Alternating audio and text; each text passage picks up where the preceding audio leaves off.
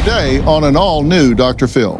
Teen drivers. When I got to the accident scene, I found out that my son had passed away. And their need. You hit 100, right? Yeah, I hit 100. For speed. The fact that you would endorse your son doing that is shocking to me. Driving 100 miles an hour plus, if you know what you're doing, is not going to be a problem. Here's what a crash at 56 miles per hour looks like. It's reckless driving, and it's reckless thinking. Let's do it. Have a good show, everybody. Here we go. This is a safe place to talk about hard things. Stand by. We'll count you down. Today is going to be a changing day in your life. 5, 4. Get ready to take care of you.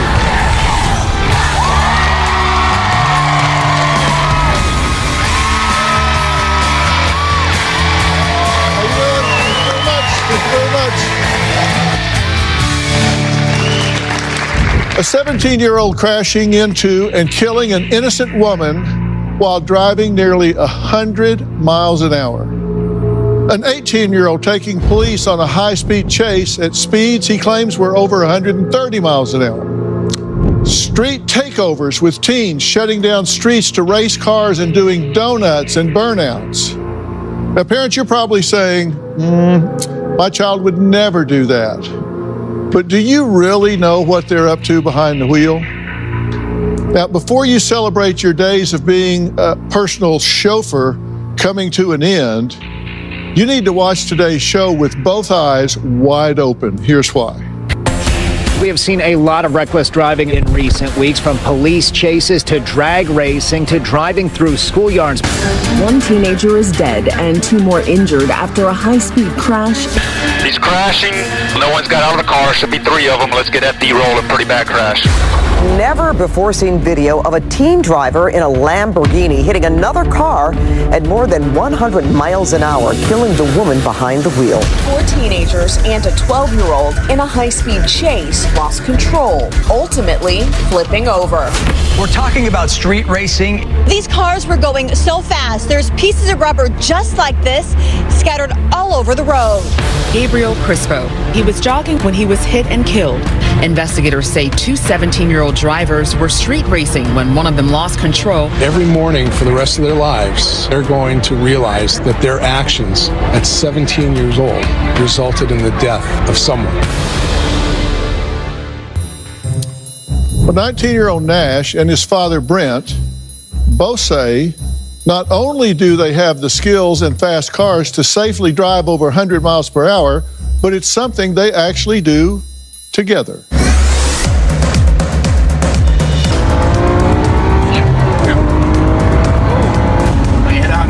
Yeah, I hit 100. Nice. Pretty quick, huh? Yeah, that was... I was not expecting that. All right, joining us virtually are Brent and Nash. Guys, how you doing? Very good. Thank you. Thank you for having us. Well, it's good to have you. Brent, it's good to see you again. You as well. You've been on the show before on a completely different topic, and you and I could not have agreed more. And now we're here talking about something else, and we could not disagree more.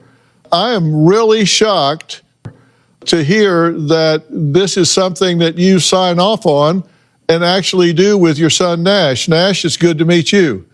Nice to meet you.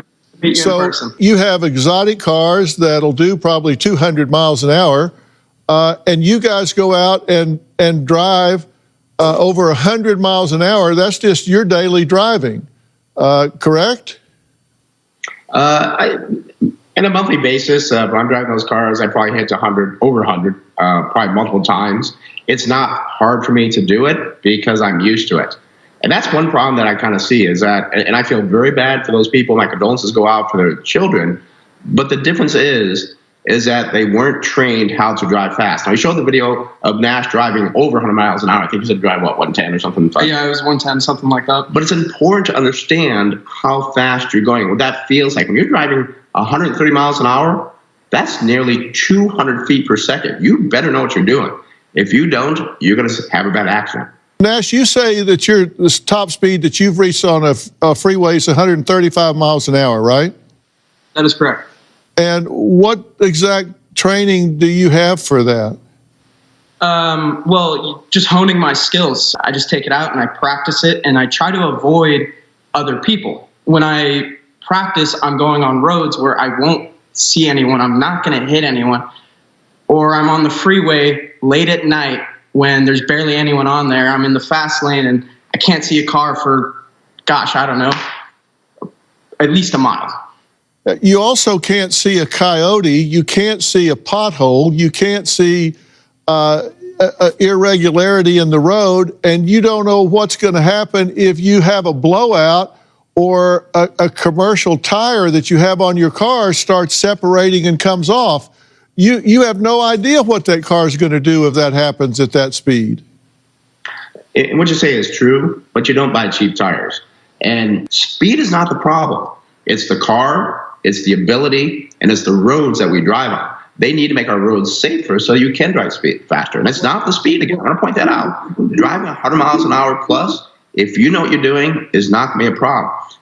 The children you pointed out, 17, 18 years old, oh my gosh, that's why I took Nash out when he was 18. This is what it feels like. This is how you do it, because I know he's going to do it.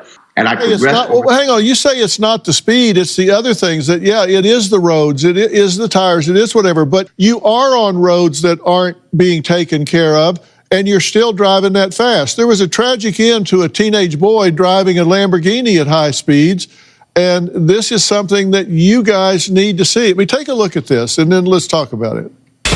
Never before seen video of a teen driver in a Lamborghini hitting another car at more than 100 miles an hour, killing the woman behind the wheel. You could see Monique Munoz waiting to make a turn. As she approaches the intersection, the driver of this Lamborghini ran a red light and slammed into her. The driver, an unlicensed 17-year-old, and the son of a wealthy businessman. Brent, I just don't want to see that happen. And when a car crashes at 100, here's what it looks like. There's no way you're going to survive that. And the fact that you would endorse your son doing that, knowing that that could be the outcome, is shocking to me, that just because you can, you would. I have two boys, and when they turned 16, they both wanted Corvettes. And one of them wanted a Ferrari. And he got a six-banger Mustang that you had to really want to go up a hill to get up a hill, because I know his brain's not through growing yet. He can't predict the outcome of his actions, and he has no idea how quick that can turn into scrap metal. Yeah, and what you say is true.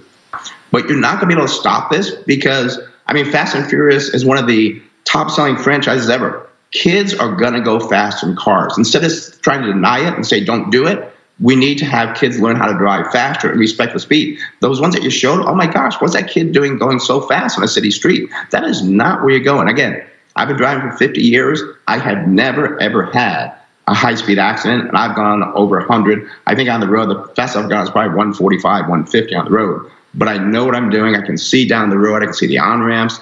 I'm aware of what's going on. Look, we have to take a break here. Stay with us. You guys stay with us. Brent and Nash aren't going anywhere. But up next, I'm adding a mother who says she had no idea her son was part of the reckless driving and street racing car culture until it was too late. We'll meet her after the break.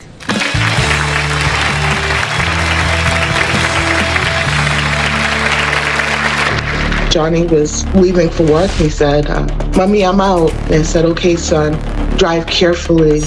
When I got to the scene of the accident, I screamed. I asked God to take my life and give him back his.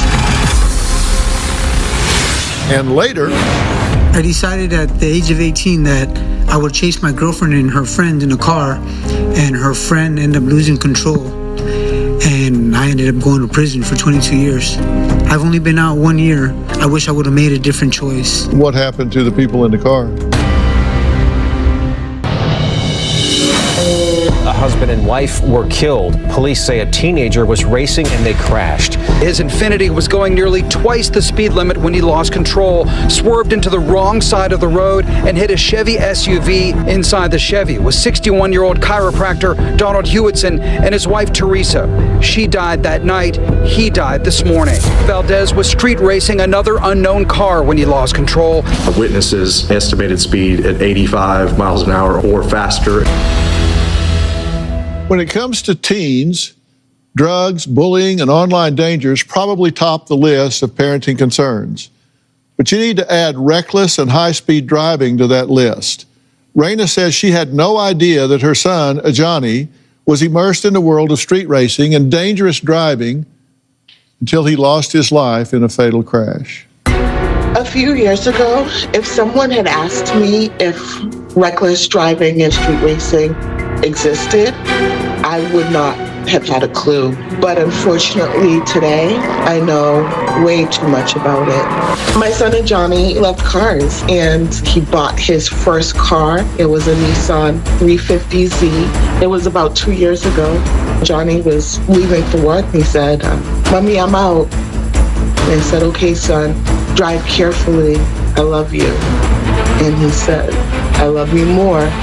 Around 11 o'clock that night, I was already asleep. My son, Jahir, came in the room and woke me up and said, Mommy, Johnny's been in an accident." When I got to the scene of the accident, a police officer, he just shook his head. I knew in that instant that my son was not here.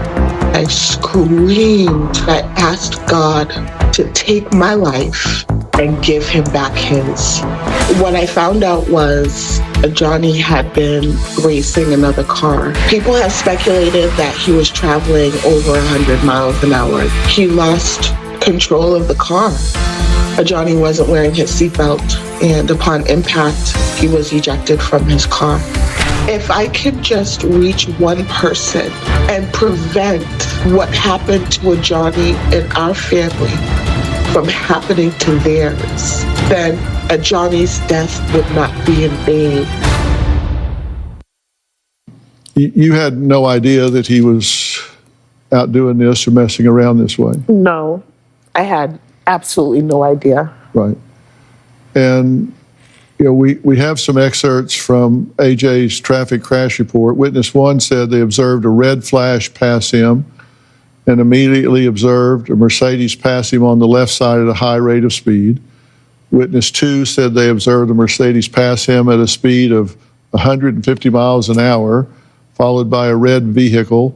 Vehicles were going so fast that it shook his vehicle, and that the summary, Party 1 approached the curve in the roadway and applied his brakes, and due to Party 1's unsafe speed, failed to negotiate the curve in the roadway and continued straight across all lanes and collided with the sound wall and continued rotating, so just out of control. Out of control.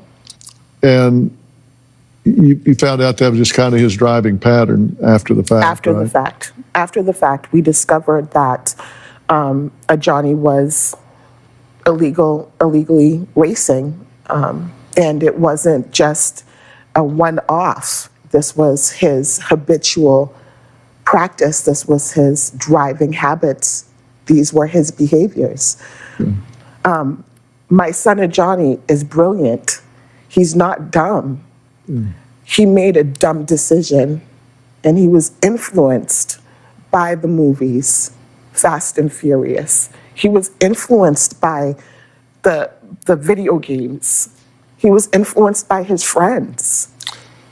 And the actors and the producers and the directors of these movies, of the Fast and Furious, and of these video games, they have a responsibility to tell kids the truth on how the movie scenes are produced. Let them know that this isn't real. A lot of these young people think that this is real, and the only real thing about it is when they go out and try to replicate what they've seen on TV, and then they really get hurt, and they really hurt other people. And you said after the accident you found a video online of your son doing donuts and things like that? Yes, found several videos of him doing the donuts, and he would say in the videos, I messed up, start over, start the video over again. Yeah.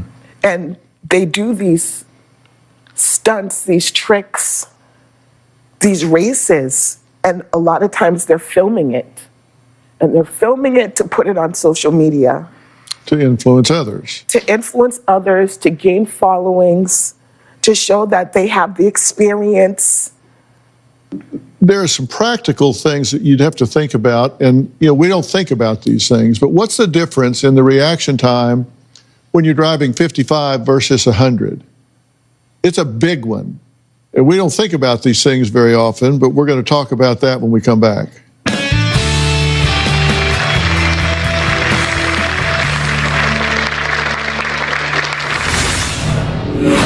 Now here's what a crash at 56 miles an hour looks like, and even at that speed, you can see how severe the damage is.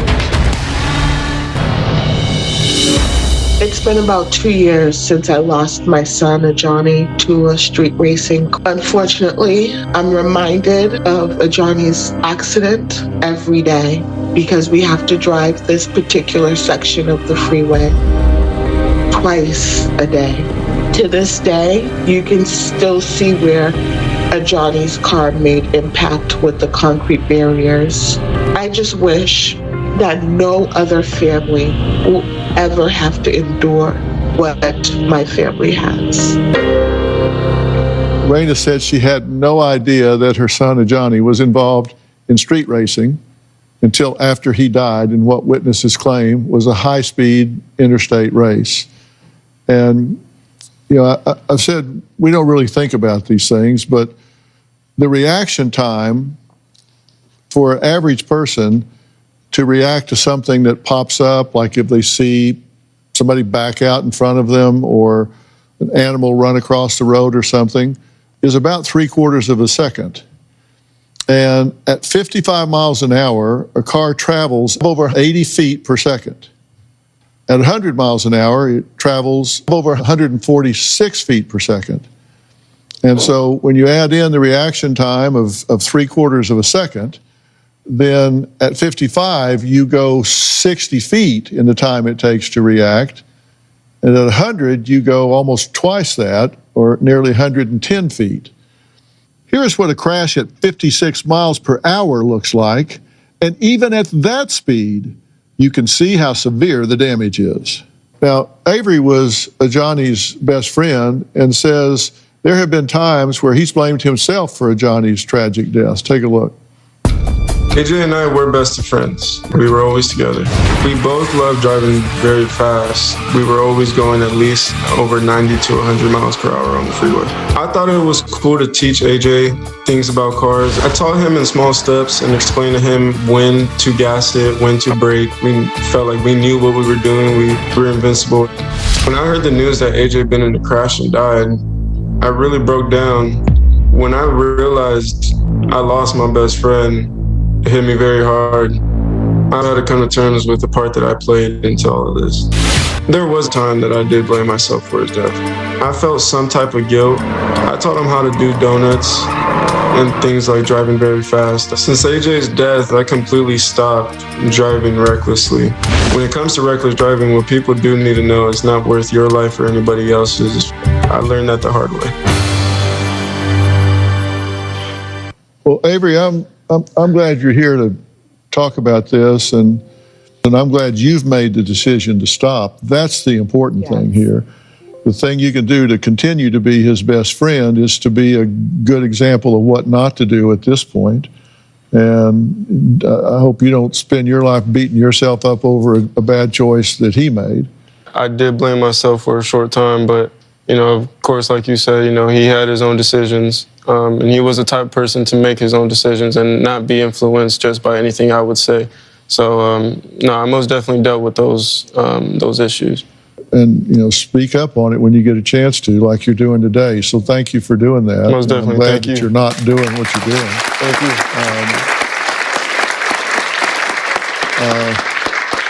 you. And you've said it. If you didn't stop, you could have killed yourself or somebody else. And so, most definitely, that's the important thing.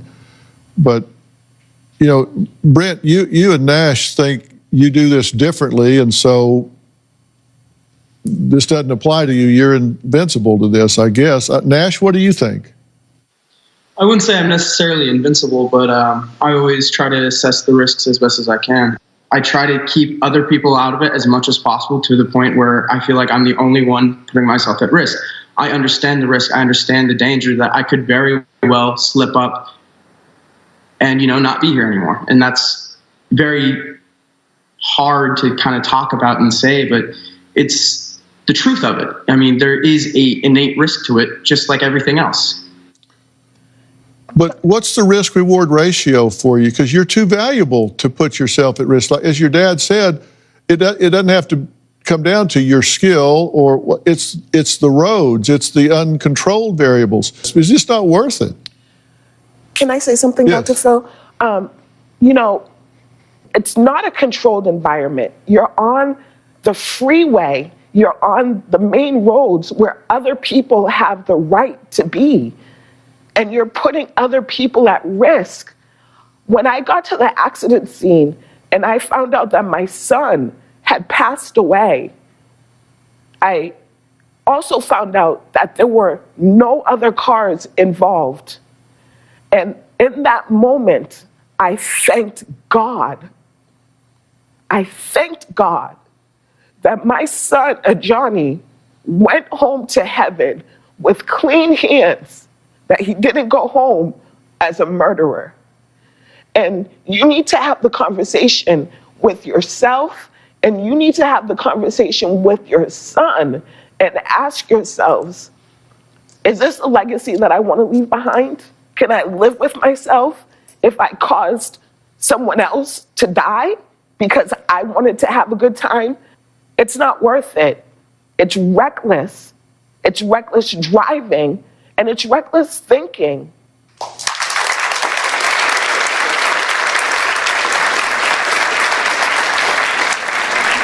Well, next, he was 18 years old when he took police on a high-speed chase that he claims hit speeds up to 175 miles an hour.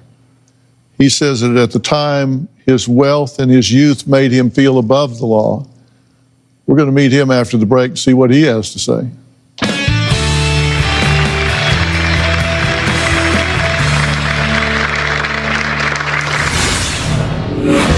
Damari, you haven't really wanted to talk about your arrest publicly before.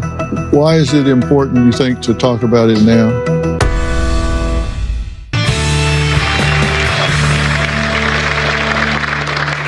From running red lights to driving down residential streets as fast as they can in a car packed with friends, many teenage drivers seem to think they are invincible behind the wheel of a car. Social media star Damari says he used to be one of those teens because he thought he was young and untouchable. But that all changed after a high-speed run-in with the law. This was the moment police say Damari Mikula ran a red light while driving a gray Dodge Challenger. They say he sped away at over 100 miles an hour. The dangerous incident was caught on camera by Florida Highway Patrol. Troopers tracked him down at his home where he was taken into custody, admitting in his latest YouTube video. I did actually, in fact, get arrested. Mikula, with 4 million followers on TikTok and known as Kid Maury on YouTube, made this video after being released on a felony charge. I don't really want to dive into much of that situation. The car, troopers say Mikula was driving, had been featured in one of his YouTube videos. This car is crazy, for sure, man. I'm rev the engine a little bit for y'all. The 18-year-old reportedly told troopers that he blogs his life on social media and earns over $400,000 a year. While in the police car, he allegedly said, he is young, makes a lot of money, and has a fast car, and he can do whatever he wants, allegedly admitting that was a foolish way of thinking and not a good way to live. Wanted to do something fun for 3 seconds, and it cost him. Well, Damari, you haven't really wanted to talk about your arrest publicly before, so why is it important, you think, to talk about it now?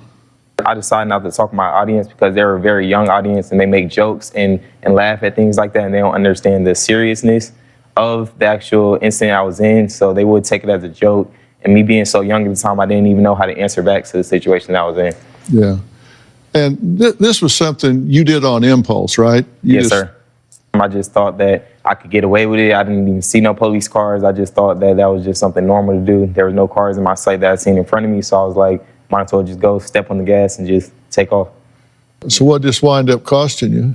It wound up costing me 2 years probation, around like $10,000 in court fees and court costs and lawyer fees. I'm glad actually that I only got 2 years probation, because it could have got way worse. And then also other people's lives could have been impacted by me driving so fast. Yeah, because this can go really bad, as you've seen here. Sorry for your loss also. And Raul, you when you were about Damari's age, you had a situation kind of on impulse that did go bad, right?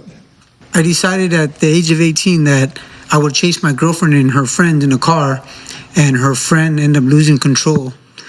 And I ended up going to prison for 22 years. I've only been out 1 year, but for me, those 22 years that I sat there, I wish I could have done something different. I wish I would have made a different choice. Well, you actually chased the car and rammed the car, right? Yeah. And what happened to the people in the car? They ended up going off an embankment. As they were crossing over, another car clipped them. They spin out and went over an embankment. The car went over the embankment, nosedive and flipped. And out of 5 people in our car, 1 died, 1 ended up being paralyzed, and everybody else had bumps and bruises.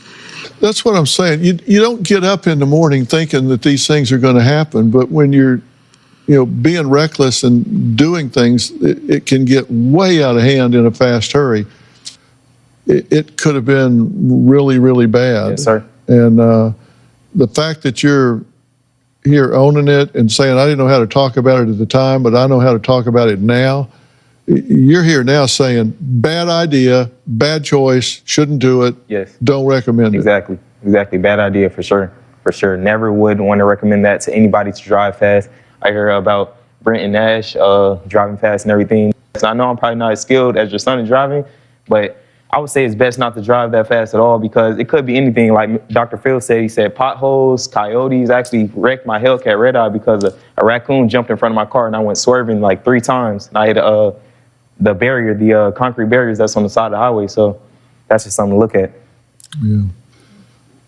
Well, we're going to add someone to the conversation next. A teenage race car driver who has trained his whole life to push the limits. We're going to find out why he says you will never find him driving anywhere close to the speed some of our guests drive unless he's on a track. We're going to meet him and his father after the break.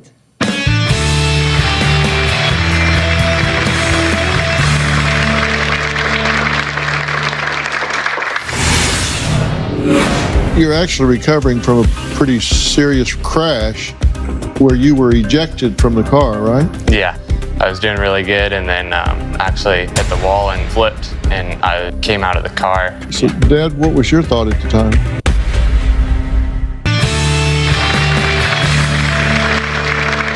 The 16-year-old Aston Torgerson is a champion race car driver. He says even with his thousands of hours of training as a driver, he wouldn't feel comfortable driving like that off the track. Now, before we meet him, I want you to see how skilled this young man is. Just a quick clip.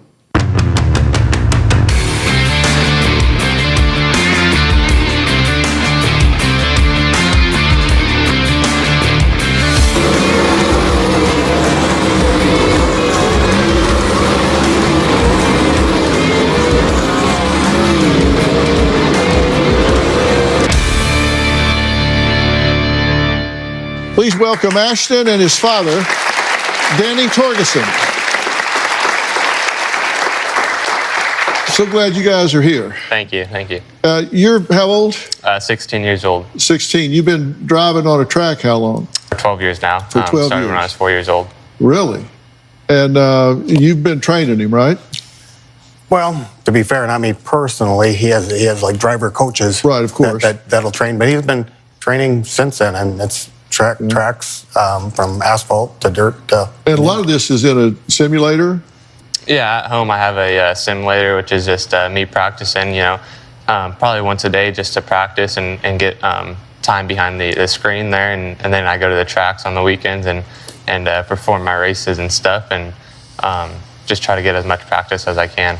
And you're actually recovering from a pretty serious crash where you were ejected from the car, right? Yeah, it was my first time in that car and first time at that race, and was doing really good, and then actually hit the wall and flipped, and I came out of the car. Every time I'm in a race car, I'm always wearing my helmet, my neck restraint, my fireproof suit, arm restraints, and everything to keep me inside the car. But just a scary deal for everyone, and that's why I will never drive fast on the streets. Yeah, because that's in a controlled environment, right? So, yeah. Dad, what was your thought at the time? Well, obviously, when at that immediate time, right, I thought the worst, when I seen him out there. But, miraculously, I still don't know how he just, he's fine. If it would have happened somewhere else, it could have been a lot different. I mean, there's paramedics on site. There's the track crew is immediately right there. If you're off racing in the general public, you have, there's no EMTs around. There's no track crew. There's nobody that's going to help you out for an accident until you have to call somebody and wait for somebody to come. And you actually lost a friend to driving too fast on public streets, right? Yeah, it was a couple of years ago. One of my good friends, he was driving on the streets, being a teen, and actually ended up killing himself and hurting one of his other friends.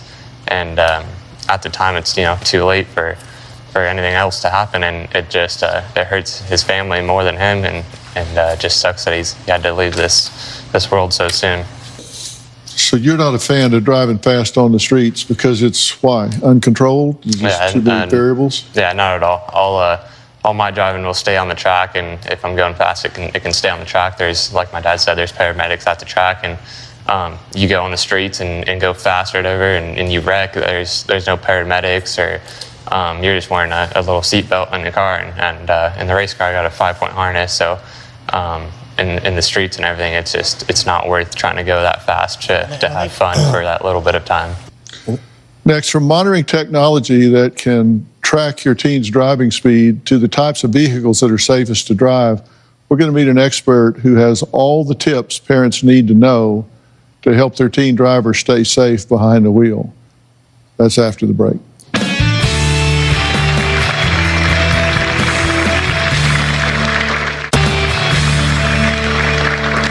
Today we've been talking about the realities of how many teens use their driver's license as a license to drive recklessly. Now, joining us virtually is Dr. Becca Wiest, who is a research scientist for the Insurance Institute for Highway Safety, which is an organization dedicated to trying to ensure everyone's safety on the road. Dr. Becca, thank you for being here. Hi, thanks so much for having me. I'm glad to be here. You've been listening to everything we've been talking about, and some of this is just at speeds that under no theory is there any car, any safety devices, anything that manufacturers can do that are going to keep people safe at the speeds that some of these people have been talking about. That's a fair statement, wouldn't you agree? Yeah, I would say so. There are still plenty of people, more people than should be killed on the roads every day, and we can do more to prevent that from happening. Yeah. You say there's monitoring technology, different ways parents can keep track of how teens are driving. Are parents taking advantage of this, or is it something that hasn't caught on yet? I think a lot of people don't know that these technologies exist, and there are things that are entirely app-based. You can do a quick Google search and come up with an entire page of lists of the top 5 teen driver monitoring apps. And they all do something slightly different. It tracks driving data when a car is going, like when the phone is traveling over 15 miles an hour, and will give my teen a report card over a certain period of time. Some of them are a little more proactive, and they will link to a parent's phone, and if it detects that the phone is traveling over a certain speed, if it's speeding or passing a reckless threshold, it will alert the parent, and the parent will find out.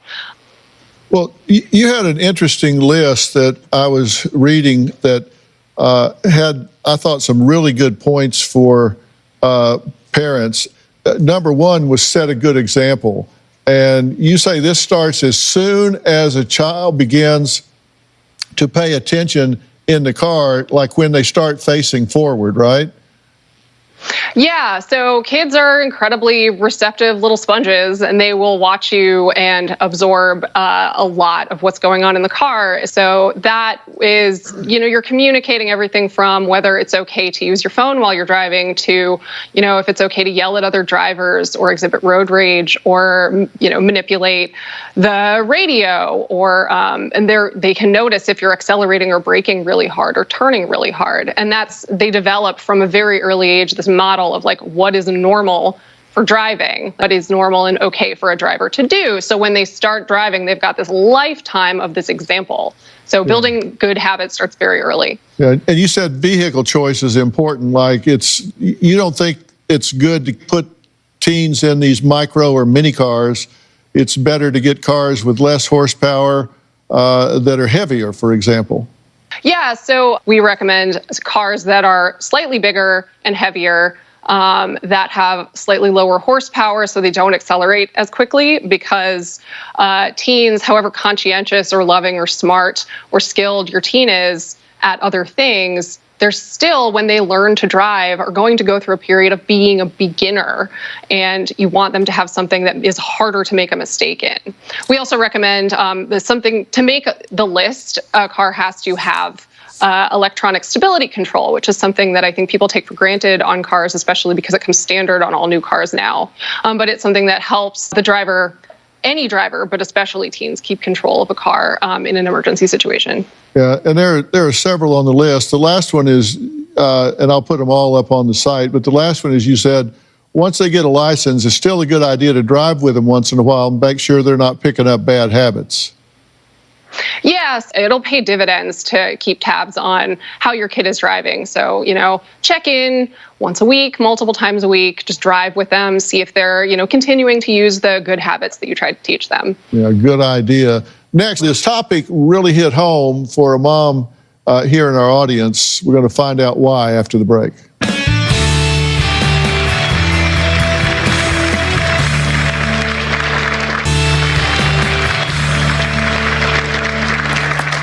We're back talking about a lot of things that are happening in cars that parents may or may not know about.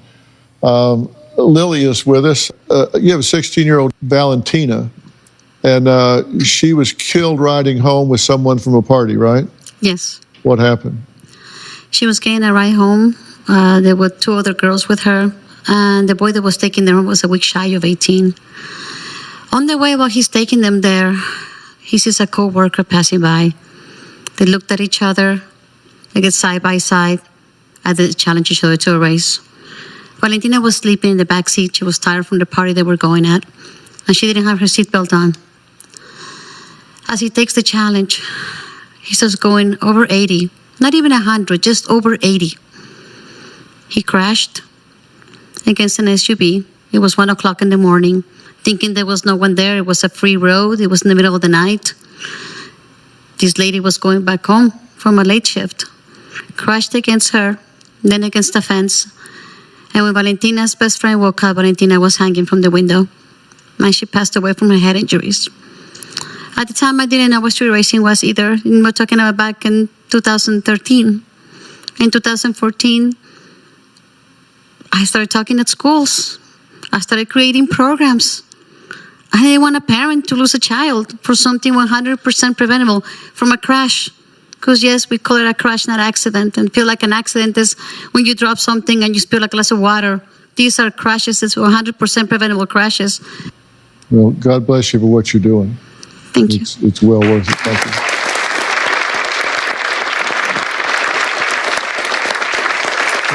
Thank you for coming here and talking about this. I hope you're glad you came. I want to thank you, Dr. Phil, for joining the race.